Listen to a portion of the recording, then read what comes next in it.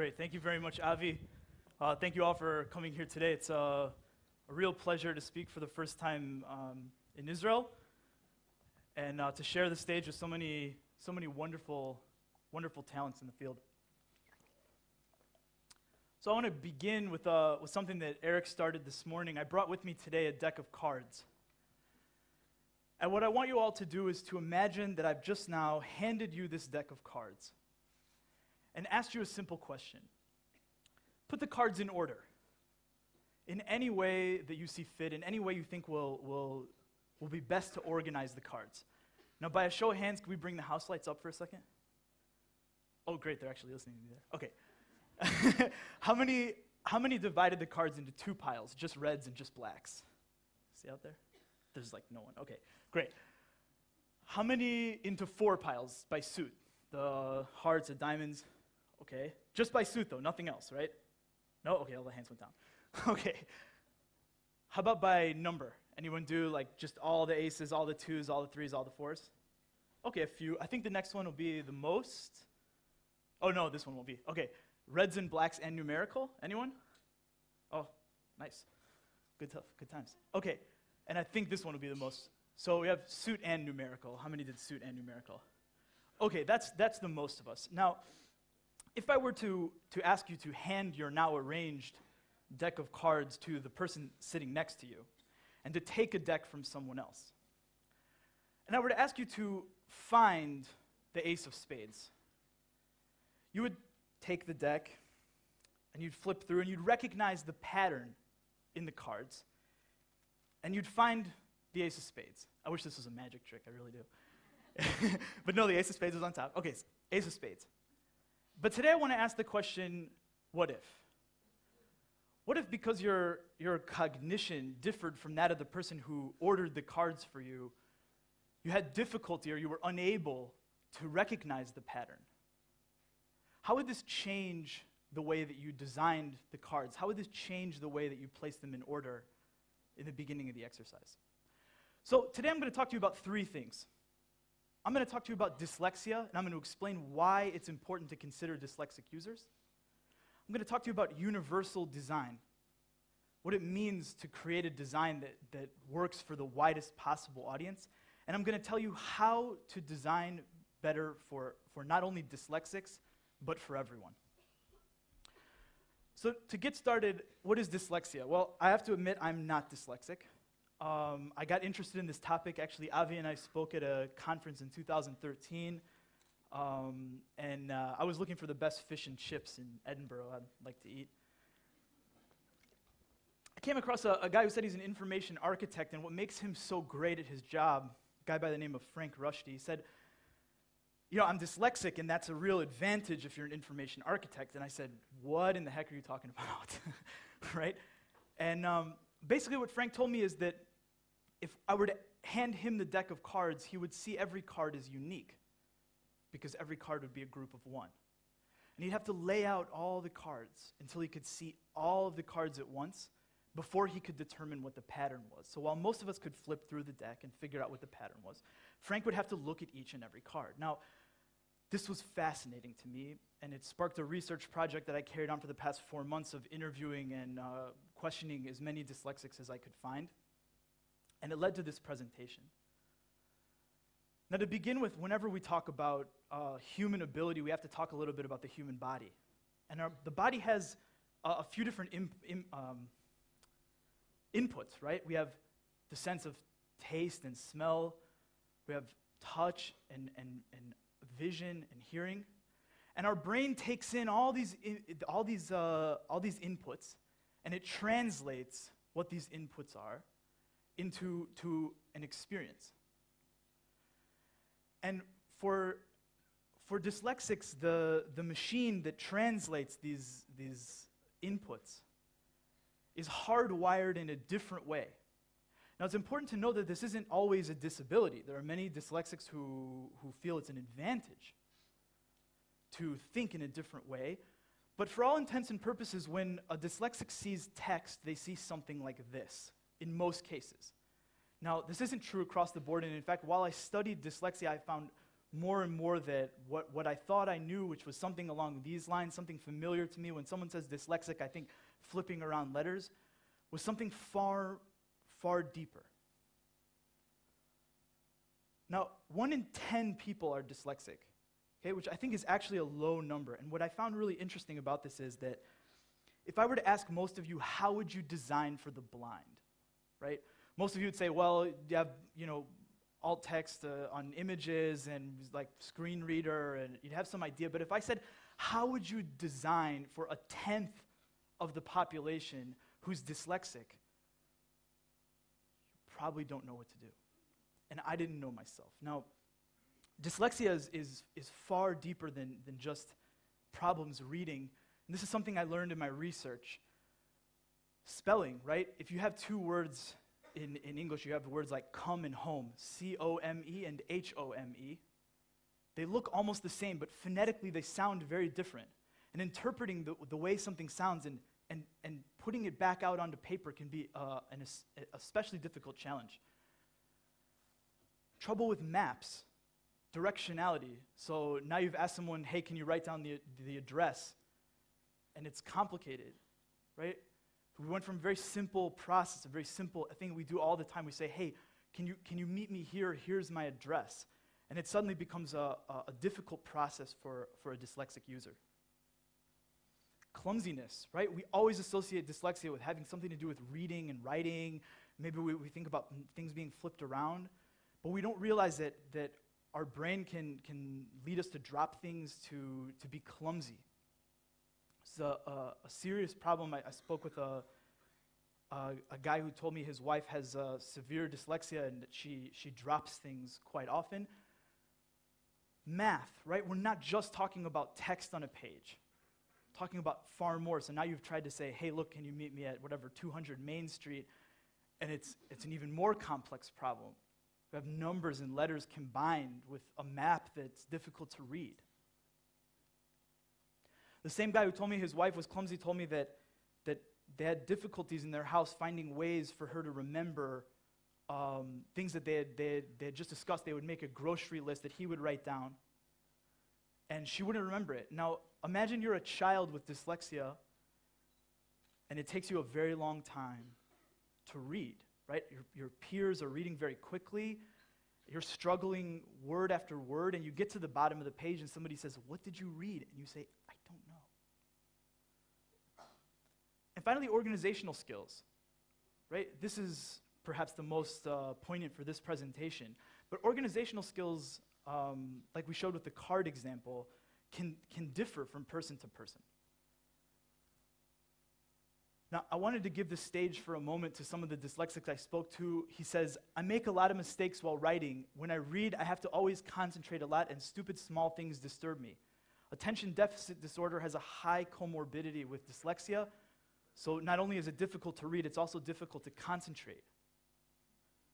And I think even more touching to me, I'm scared to pay things via internet or to take money from a machine.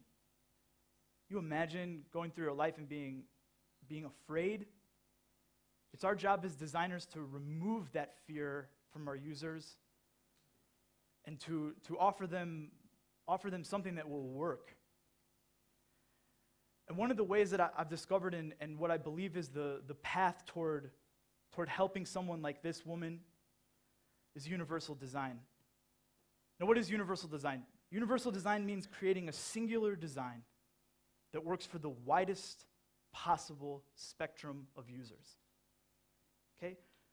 A single design for the widest spectrum of users. Now, universal design is a plan. It's something that we plan, we organize, and we say, we're going to create this design and we're going to include as many people as we can. And the way we measure that plan is accessibility. We say, who are the peripheral users? Who are those who are ignored or overlooked? And how can we include them to make sure that our design works not only for them, but for everyone? Now, Sir Tim Berners-Lee, who invented the World Wide Web, said that the power of the web was in its universality, and that access by everyone, regardless of disability, was an essential aspect of the World Wide Web that we use every day is this concept of universality. That no matter what race, religion, national origin, language, or ability you have, we can create a baseline. But we've taken a step back from this level playing field, and we've created a space that is far less inclusive than it should be. And I think of all the slides in my presentation today, this is my favorite. I love this image of the woman because we tend to believe that it's stairs that make a building, that it's the wheelchair that makes the building inaccessible. But in actual fact, it's the stairs. Okay? And by the same token, it's not the user that makes the web inaccessible, it's the designer. And when I speak today in a room filled with my colleagues and designers here in Israel especially, it's important for me to note that we do have the power here in this room to create a better web for everyone, a better world for everyone. And I know that these words are said often and that they almost sound cliche, but I really believe it. I believe that we have that power. Now, if a design is accessible, it's not necessarily universal, right? If somebody gives me hearing aids, I won't suddenly have supersonic hearing. But if a design is universal, then it must be accessible. And in fact, pro tip, if you want to sign a client on to something accessible, you simply ask them, do you want to reach the widest possible audience, or are you okay with leaving money on the table? I've yet to come across a client who told me they were interested in leaving money on the table. And from that point on, it set a precedent that I was able to design for accessibility without any friction from stakeholders. Now here's some examples of universal design. Okay, in the 1960s, Berkeley, California had a bit of a problem. The curbs were 90-degree angles in Berkeley. And this meant wheelchair users would have to ride in the street next to trucks and cars. So they said, look, we have to stop this. We have to look at what we can do, how we can solve this problem. And what they did was they built these sloped curbs that turned out to work better for everyone, right? Who would ever go back to a 90-degree angle? You could ride your bike easily up onto the sidewalk and stay safe. So by looking at the peripheral user, they were able to create a design that was better for everyone, and today we've added in the grading there for the blind as well. Most accidents in a swimming pool happen on the ladder, right? So in this example, we have a ramp that goes into the water, and this opens up the possibilities for the users of the swimming pool. Because now, even if you can't swim, you can walk into the water, you can use the hand railing. It's a really fantastic presentation at South by Southwest a few years back called Designing for Our Future Selves. It talked about how we would design for the elderly. And this is a fantastic example of something that would work just fine for me, an able-bodied man, or for a child, or for an elderly person, or for a handicapped person. Works for everyone. On the far left, I'm from just outside Chicago. I live here in Tel Aviv. I'm from just outside Chicago. I hope you guys can see it. There's a braille cover over top of the words in the cab. So when you get in, you know you're in a real cab. And even for a sighted or blind person, this is a single interface that works well for both. And on the right, we have several different clues that let us know that it's okay to cross the street. We have a visual clue. We have an auditory clue, that tick, tick, tick, tick, tick sound you hear. And here in Israel, I know this to be true. You actually have like a haptic static, or I'm not quite sure how to call it. You can feel on the box that it's okay. So if you're both blind and deaf, you can still determine that it's safe to cross the street. Now, when I walk across the street and I have my headphones blaring in my headphones, I'm a huge Michael Jackson fan, don't laugh. And so I have MJ, singing in my headphones. I'm not paying as close attention to the traffic, but I still have those clues. They work well for me, right? I'm not blind and I'm not deaf, but the clues that are provided are still beneficial. In 2005, Apple purchased a company called Fingerworks that was working on helping carpal tunnel syndrome patients, those who have trouble with their wrist. And they created these gestures. Now, there's a much wider history of gestures, but gestures were in part created to benefit those who are disabled, but they've created a single design that works better for everyone. And I thought it was interesting, Justin, you talked about Luke Wroblewski this morning. He said he tries to design for one eyeball and one finger. And he created this application called Polar, using that idea of one eyeball and one finger, which I think is a step closer to a universal design.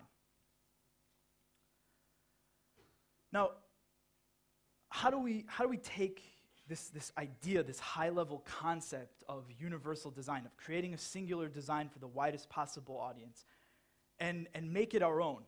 How do we make something that will work for dyslexics and that will work for those that will help engage those with other cognitions, maybe something we didn't expect? Now, we design a lot for our own selves when we should be considering the wider user base. So I'll tell you, there are many principles, and universal design is a bit of an emerging field, although it's been around in some form for a long time. But I'm going to share with you 5 different principles today that will help you build a roadmap toward creating a design that's more universal. And the first is flexibility. Okay? Now, the Internet Movie Database, IMDb, probably doesn't have the most aesthetic look in the world. But many of the dyslexics that I spoke to and interviewed, they would say things like, I just love IMDb because it works like my mind. And for each one who told me that, their mind worked a slightly different way. Now, what's interesting is that however I try to reach the same piece of information, this is great, Eric and Justin both touched on this, when I try to reach that single bit of information, how do I get there? There are multiple pathways, right? I can search by author, I can search by title, I can search by year, I can search by genre, or I can search by keyword, right? I have multiple pathways to reach the same information. It's called flexibility. The second thing is simple and intuitive. Now, these are words that get thrown around to the point where they're almost cliche. But it's important to note, like Luke said, one eyeball, one finger, and he didn't say that. The only intuitive interface is a nipple, and after that, it's all learned. So when we talk about an intuitive interface, we're really talking about something that can be learned quickly. We love to see these examples of a 2-year-old child who can easily swipe an iPad but has trouble with a magazine. And really the issue there isn't that an iPad is somehow inherent to us as human beings. It's just very easy to learn. Okay, so when we talk about something that's intuitive, we're really talking about something that's easy to learn. Now, the layout for NPR is something that came up a few times in my interviews, and basically what dyslexics told me is that the information here was divided in such a way that made it very clear what section a user was looking at. So here we have a headline section, a more section, images that can scroll. And the same was true of the layout of apartment therapy, right? Which also, by the way, is fantastic flexibility. This is one part of the navigation, this is another part of the navigation. So a lot of simplicity, at least for dyslexics, has to do with layout, has to do with how we arrange pieces of information on a page. And I noticed this morning that there were quite a few graphic designers here, and I think especially for you to take in this information and to consider more in-depth what it means to have a layout that's both recognizable and clean. Next is perceptible information, perhaps the most important for dyslexics in general. What we want to strive for is as much signal as possible without any noise, right? All signal, no noise. And Nest does a great job of this. The temperature is 72 degrees, which would be like the surface of the sun in Celsius, something like that. So the temperature is 72 degrees. Your house is on fire. But here, we have exactly the information we need to know without any information we don't need to know. Airline boarding passes are confusing. No one likes them. There's been a little bit of a trend lately to redesign these in design blogs. And the reason is because the information isn't perceptible. It's difficult. Not every user will have the same eyesight or understand the information here in the same way. And it's important to consider the needs of a wider audience in order to create a better design for them. This is an example of an application I found called Flight Card that gives you exactly the information you need without any of the information you don't. All signal, no noise. We've done a great job with this, by the way, with landing pages. Landing pages have improved, and the more we talk about what elements a user can see on a screen and how we can get to better conversion, where the call to action button is and all this stuff. And here we have a fantastic example that tells you exactly what it is, an image of the product, and a download button. All signal, no noise, right? It's not telling me, try a 30-day offer. It's not telling me, here are some of the amazing features. It's not telling me about the supersonic decibel control, nothing. It's just, here's an image of our product, and here's how you can get it. Here's where you are, and here's what you can do here. The two most important questions that any user experience designer should ever ask. Today I've used this font called Open Dyslexic throughout my presentation. It's a font that was created entirely by dyslexics. There are actually a few of these. But we're starting to see more and more how important font is in engaging users. Okay? And this font works for, by the way, they have like Chrome plugins for certain websites, and it's a beneficial tool to know about. Tolerance for error, right? That woman in the beginning who told me that she was scared to take money from an ATM machine. She was scared to make a transaction online. She's scared because there's no tolerance for error, because as soon as her money goes out of the bank account, it will never come back. But we can change that. First of all, if you're ever dealing with text on a website or an application, make sure that you include spell check. Microsoft Excel was the most hated thing amongst dyslexics that I ever found. And again, while it's not new news, including messages that tell us, are you sure? Is this really what you want to do? Amazon has a way to cancel your order even after you've made it. Did you make a mistake? Are you sure you wanted to call the driver? Before your money goes out of that account, let's double check. Let's make sure that's what you really thought. And the final thing, and perhaps the most important, although it's a bit more philosophical, is equitable use. Okay? We talk about a user's cognition, and we ask ourselves this question: which user's cognition is best? Which type of user is best for us? And the answer is all of them. It's not one type of user. It's not one type of cognition. It's not that we want to engage this guy and not that guy, this woman and not that woman. We should strive to engage everyone. And I hope today you've learned that by looking at dyslexics, by considering a cognition that differs from your own, by considering the wider audience, by empathizing with users who may not look like you or speak the same language as you, we can reach a better place together. Thank you very much.